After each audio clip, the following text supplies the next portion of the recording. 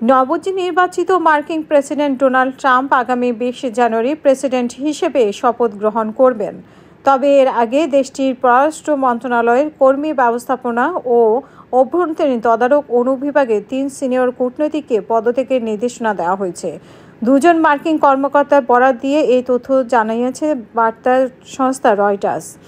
সংশ্লিষ্ট সূত্রে জানা যায়, ট্রাম্প প্রশাসনের গঠনের দায়িত্বে থাকা এজেন্সি রিভিউ টিম এই নির্দেশনা দিয়েছে। প্রতিবেদনে বলা হয়েছে, পদত্যাগের নির্দেশ পাওয়া ব্যক্তিরা হচ্ছেন ডেরেক হোগান, মার্শাল বার্নিকাট ও অ্যালাইন ডেফলিটস।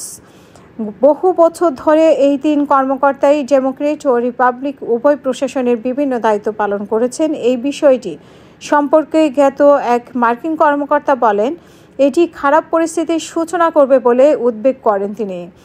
যে ৩ জন কূটনীতিকের নাম উল্লেখ করা হয়েছে তারা ডেমোক্রেট এবং রিপাবলিক প্রশাসনের অধীনে কাজ করেছেন। প্রেসিডেন্ট যখন অফিস ত্যাগ করেন তখন কূটনীতিকরা সাধারণত পদত্যাগ করেন না, তারা নিজ পদে বহাল থাকেন। তারা পুরো রাজনৈতিক ক্যারিয়ার জুড়ে ট্রাম্পের এই গুরুতর পদক্ষেপ আমলাতান্ত্রিক স্তরে সরকারকে মৌলিকভাবে পরিবর্তন করার প্রচেষ্টায় অংশ হিসেবে দেখা যেতে পারে। তবে এক প্রশ্নের জবাবে ট্রাম্পের টিম রয়টার্সকে জানিয়েছে, সময় এসেছে এমন কর্মকর্তাদের সন্ধান করা যারা সম্পূর্ণরূপে আমাদের জাতি এবং আমেরিকার কর্মজীবী পুরুষ ও নারীদের অগ্রাধিকার দিয়ে কাজ করবে। প্রেসিডেন্ট ট্রাম্পের দৃষ্টিভঙ্গি ভাগ করে নেবে।